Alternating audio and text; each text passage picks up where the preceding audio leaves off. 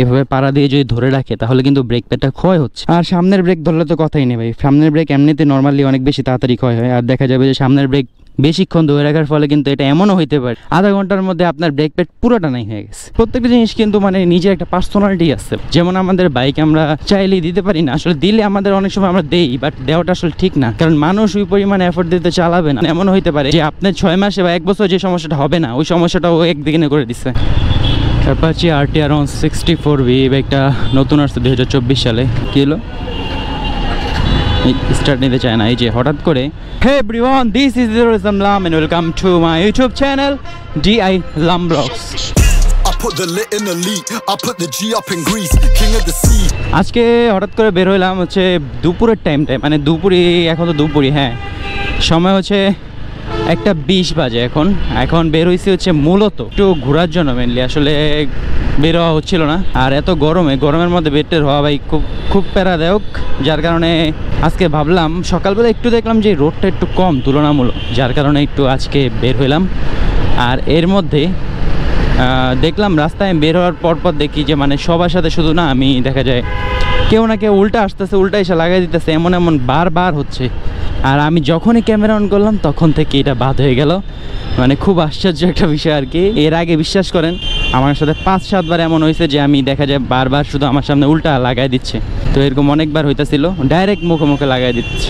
তো এরকম হইতে রাস্তা পার হয়ে দেন এখন এতটুকু আসলাম। এখন আসার পরে এখানে দেখি জ্যামের মধ্যে আপনাদের সাথে দাঁড়ানো ছাড়া তার উপায় নেই। এখন দাঁড়ায় দেখি পার করি, কারণ এখানে তো জ্যামের মধ্যে আর কী করবো বলেন। আর এই জায়গাটা এমন হয়ে আছে কেন? আচ্ছা ঠিক আছে, সমস্যা নেই। আজকে সময় হচ্ছে এখন 1:22, তো 1:22 যেহেতু, সো পুরো দুপুরই আর কি ধরতে গেলে। এখন দুপুরের মধ্যে কড়া রোদের মধ্যে বসে থাকতে হবে, বর্ষা ছাড়া তার কোনো উপায় নেই। এখানে ঈদের জন্য মোটামুটি দেখতেছি এখানে ঈদের একটু জমজমাট। এখানটায় ঈদ তো সামনে। কি হলো স্টার্ট নিতে চায় না, এই যে হঠাৎ করে। আপনাদের এই জিনিসটা আমি একটু থেমে একটু এক জায়গায় দেখাবো। মানে আমি হঠাৎ করে যখনই সেলফ দেই তখন আমার প্রায় এই সেলফটা নিতে চায় না। মানে এটা কেন আমি আসলে অনেক বিশ্লেষণ করার ট্রাই করছি, বাট আমি কোনোভাবেই না মিলাইতে পারতেছি না যে এটা কেন হচ্ছে। অ্যাপাচি RTR 64V বাইকটা নতুন আসছে 2024 সালে। এই যে ম্যাট কালার যেটা, এটা চাকার রিমটা অনেক বেশি সুন্দর এই বাইকটা। এই দেখেন এটার রিমটা মানে অন্যান্য বাইকের চেয়ে মানে দেখা যায় একটু ইউনিক করছে, বাট এটার প্রাইসটা এত বেশি দিছে গাইস। আপনারা জানাবেন যে এই বাইকটা আপনারা কেউ কি কিনেছেন কিনা। আর এটার মধ্যে যে পাওয়ারটা সবই সেম, সব কিছুই সেম। এই সাইলেন্সারটা জাস্ট চেঞ্জ, এই সাইডের এই যে সাইলেন্সারটাও চেঞ্জ আছে, যার কারণে বাইকটা মানে দেখতে লুক সুন্দর করছে, বাট প্রাইস অনেক বাড়াইছে, অনেক 50-60 হাজার টাকা বেশি। সো এটা কি ঠিক নাকি এটা আপনারা জানাবেন। অনেক কষ্ট করে গাইস পার হয়ে দিয়াবাড়ির রাস্তাটা আসলাম। এখানে প্রচুর যে রাস্তা আপনারা তো ভালো করেই জানেন, এর পিছনের রাস্তাটা কি পরিমাণ বাজে, আর ওই রাস্তাটা আসতে কি পরিমাণ হ্যাসেল হয়। আমরা অনেক সময় আসি যারা হচ্ছে বাইককে আমাদের যে বাইক, এই বাইকটাকে আমরা বিভিন্ন লোকের হাতে দিই।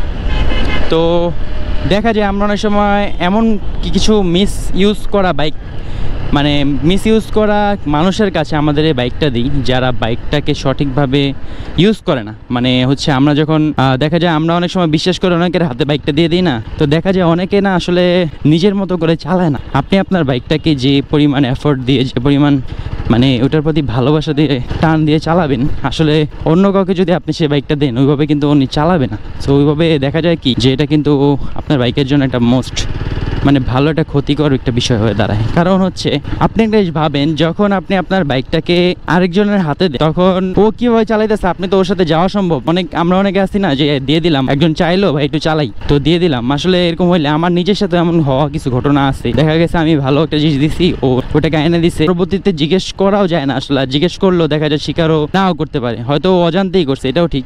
বাট আপনার যে জিনিসটা সেটা আপনি ছাড়া আসলে অন্য কেউ যখন ইউজ করবে তখন সেটার আর ওই পরিমাণ এটা থাকে না। সো চেষ্টা করবেন যে নিজের পার্সোনাল জিনিসগুলো, যেমন হচ্ছে নিজের বাইক, নিজের ক্যামেরা, নিজের ফোনটাকে যেভাবে আপনি নিজের করে রাখেন মানে তেমন মানে এইসব জিনিসগুলো যেগুলো দেওয়া যায় না, প্রত্যেকটা জিনিস কিন্তু মানে নিজের একটা পার্সোনালিটি আছে, মানে মানুষ কিন্তু চাইলে সব দিতে পারে না। যেমন আমাদের বাইক আমরা চাইলেই দিতে পারি না, আসলে দিলে আমাদের অনেক সময় আমরা দেই, বাট দেওয়াটা আসলে ঠিক না, কিছু কিছু জিনিস দেওয়া আসলে ঠিক না, কারণ মানুষ ওই পরিমাণে এফোর্ট দিতে চালাবেন আপনার বাইকটা। তো দেখা যাবে যে আপনার বাইকটাকে আপনি ভালোভাবে চালাইছেন 20-30 হাজার 50 হাজার কিলো, কোনো সমস্যা নেই। আরেকজন এমন হইতে পারে যে আপনার 6 মাসে বা 1 বছর যে সমস্যাটা হবে না, ওই সমস্যাটা ও একদিনে করে দিচ্ছে।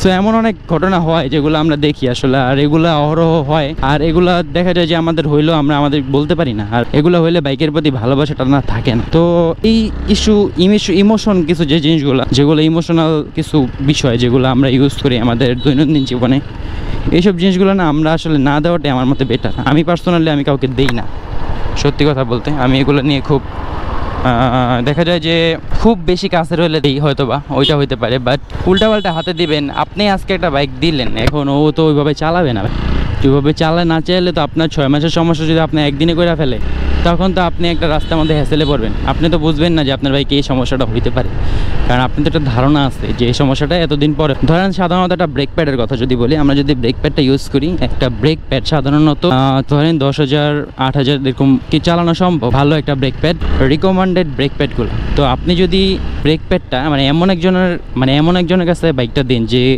এই বাইকটাকে সঠিকভাবে ইউজ করলো না, সে জায়গায় জায়গায় যেভাবে এভাবে করে ব্রেকটা দিল, তো এটাতে হবে কি আপনার বাইকের ব্রেক প্যাডগুলো কিন্তু মানে আপনি 2-3 দিনে যেটা খরচ হচ্ছে না, ওইটা একদিনে খরচ হচ্ছে। আর এমনও হইতে পারে, এমনও কিছু দেখছি আমি যে ঢালের মধ্যে যখন আমরা ইঞ্জিন ব্রেক দিয়ে নামি, আমাদের ইঞ্জিন ব্রেক দিয়ে নামার ফলে কিন্তু আমাদের বাইকের ওই ইঞ্জিনের প্রতি প্রেশারও পড়ে না, সরি আমাদের চেনে একটু প্রেশার পড়ে, বাট আমাদের বাইকের যে ব্রেক প্যাডগুলো কোনো সমস্যা হয় না, প্লাস আমাদের ব্রেক মানে কোনো রকম ঝামেলা হয় না আর কি। আমাদের চালানো তো একটা নিয়ম আছে ভাই, ওই নিয়মের মধ্যে তো আমরা চালানোর চেষ্টা করি। তো যারা এভাবে চালাতে পারে না, তারা যেমন একটা ঢালুর মধ্যে আইসা যদি দেখেন, আমি একটা দাঁড়ায় আপনাদের দেখাই, একটা ঢালুর মধ্যে এসে যদি আপনার এই যে এই ব্রেক প্যাডটা যেমন হচ্ছে ধরেন এই ব্রেক প্যাডটা যদি ধরে রাখে পাড়া দিয়ে যদি ধরে রাখে, তাহলে কিন্তু ব্রেক প্যাডটা ক্ষয় হচ্ছে। আর সামনের ব্রেক ধরলে তো কথাই নেই ভাই, সামনের ব্রেক এমনিতে নর্মালি অনেক বেশি তাড়াতাড়ি ক্ষয় হয়, আর দেখা যাবে যে সামনের ব্রেক বেশিক্ষণ ধরে রাখার ফলে কিন্তু এটা এমনও হইতে পারে আধা ঘন্টার মধ্যে আপনার ব্রেক প্যাড পুরোটা নাই হয়ে গেছে। আপনারা চিন্তা করেন এইসব বাইকের ব্রেক প্যাড আমরা যেগুলো আমাদের নিয়ম রানিং থাকে যে আমাদের 7,000 6,000 8,000 কিলোমিটার পর্যন্ত আমরা এই ব্রেক প্যাডটা ইউজ করতে পারবো, সেখানে দেখা যায় যে আমরা 8,000 কিলোমিটার দূরের কথা আমরা 2-3 হাজার কিলোমিটার চালায় দেখি শেষ। তখন আপনি হয়তো বা বুঝেনও না যে এটা কি কারণে হয়েছে। হ্যাঁ, ওইটা হচ্ছে আপনার ওই লোকগুলোকে দেওয়ার কারণে, কারণ তারা তো আপনার এই ব্রেক প্যাডটা কিভাবে ইউজ করতে হবে, কিভাবে ব্রেক দিতে হবে, কোন জায়গায় ব্রেক দিলে আপনার বাইকের ক্ষতিটা কম হবে, যেমন আমি কোন দিকে ব্রেক না দিলে আমার ব্রেক প্যাডটা একটু কম ক্ষয় হবে, এগুলো আমরা যেমন সহজে একটু বুঝে শুনে ইউজ করি যাতে আমাদের ব্রেক প্যাডটা ক্ষয় হয় না। ক্ষয় তো ব্রেক প্যাড হবেই ভাই, বাট আমাদের তো একটা টার্গেট থাকে যে আমাদের এই পরিমাণ পরে আমরা চেঞ্জ করবো। এখন আপনি ধরেন একজন হাতে দিলেন, সারাদিন চালায় আসলো, 2 দিন চালায় আসলো, আপনি নতুন ব্রেক প্যাড সব লাগাই দিচ্ছেন, চেঞ্জ করে দিচ্ছেন, এখন ও চালায় ইচ্ছা মতো, ও দেখা যায় 2-4 দিনে মনে করেন 2টা ব্রেক প্যাডই শেষ করে দিচ্ছে। এখন আপনি একদিন হাইওয়েতে বের হইলেন, আপনি বের হয়ে দেখলেন যে আপনার ব্রেক প্যাড 2টাই নেই, তো আপনার কী পরিমাণ ঝামেলা হইতে পারে এটা আশা করি আপনাদের বলে দিতে হবে না, কারণ রাস্তার মধ্যে যদি ব্রেক প্যাড শেষ হয়ে যায় তাহলে এর চেয়ে দুর্ভাগ্য আর কোনো বিষয় হইতে পারে না ভাই। কারণ রাস্তার মধ্যে যখন ব্রেক প্যাড শেষ হয়, আপনি তখন ভাবেন আপনি কোথায় যাবেন, এই ব্রেক নিয়ে আপনি আসতেই পারবেন না, রাস্তার মধ্যে একটা দুর্ঘটনা হবে। আর এই দুর্ঘটনা থেকে বাঁচার জন্য আমার মতে মানে মানুষকে একটু বুঝে শুনে দেওয়া উচিত। সবাইকে ভাই বাইক দেওয়া যায় না, আর কিছু পার্সোনাল জিনিস আছে, শুধু বাইক না, আপনি আমার ফোনটা যেভাবে আপনার নিজের পার্সোনাল দিতে একটু কষ্ট লাগে, তেমনই বাইক, ক্যামেরা, আমাদের কি যে কোনো মানে প্রফেশনাল কিছু বিষয় আছে যেগুলো আমাদের একান্তই পার্সোনাল। সো এই বিষয়গুলো আসলে কাউকে দেওয়া যায় না, দিলেও তেমন লোককে দিতে হয় যারা এই বিষয়গুলো ভালো করে বোঝে। তো আশা করি বুঝতে পারছেন, একটু দাঁড়াইলাম আর কি, এই জায়গাটা অনেক ছায়া, তো দেখা যায় এই জায়গাটা ছায়ার জন্য দাঁড়াইছি। আর এই টাইমটা প্রচুর পরিমাণ দেখা যায় যে দেখেন একটা মানুষও নেই, দূর দূরান্তে মানুষ দেখা যায়, এর জন্য এই জায়গাটা আসলাম, এই জায়গায় এসে দেন ভিডিওটা স্টার্ট করলাম আবারও। আচ্ছা যাক, বাইকে স্টার্ট দিই আমরা একটু বাইকটা চালাই। তাহলে আর কি মানে মূলত ইনফরমেটিভ কথা বলার জন্য মূলত আবার ভিডিওটা অন করা। আজকে যেহেতু কোনো টপিক নিয়ে বের হইনি, কোনো বিষয়ে কথা বলার জন্য বের হইনি, নর্মালি বের হয়েছে হচ্ছে আপনাদের সাথে ভিডিওর এই কথাটা শেয়ার করার জন্য। তো এর কারণে মূলত বের হওয়া, মূলত কোনো টপিকে না, কোনো বিষয় না, যার কারণে এখানে এসে ভিডিওটা স্টার্ট করলাম। এখানে খুব বাতাস, যার কারণে বাতাসটা উপভোগ করতেছি। আর বাসা বাড়িতে তো গরম কী পরিমাণে এটা আপনাদের থেকে ভালো আশা করি কেউ জানে না, সবাই জানেন যে গরমটা কী পরিমাণ বেশি ইদানিং। তো আজকে ভিডিও তাহলে এই পর্যন্ত রাখি। হোপ রাখতেছি আমার এই ভিডিওটা ভালো লাগছে, এই শর্ট ভিডিওটা ভালো লাগছে। আর যদি আমার এই ভিডিওটা ভালো লেগে থাকে, আমি এখন ঘোরাই টুই পাসটা যাবো। ওই পাসটা একটু ছায়া ছিল, তো ওই পাসটা একটু বসি। তাহলে অবশ্যই ডিআইএল আনবক্স চ্যানেল সাবস্ক্রাইব করে হয়ে যাবেন আমাদের ফ্যামিলি মেম্বার। তাহলে দেখা হচ্ছে আবারও পরবর্তী নতুন কোনো ভিডিওতে। ততক্ষণ মধ্যে টেক কেয়ার, আল্লাহ হাফিজ। I put the lit in the lead, I put the G up in Greece, king of the sea.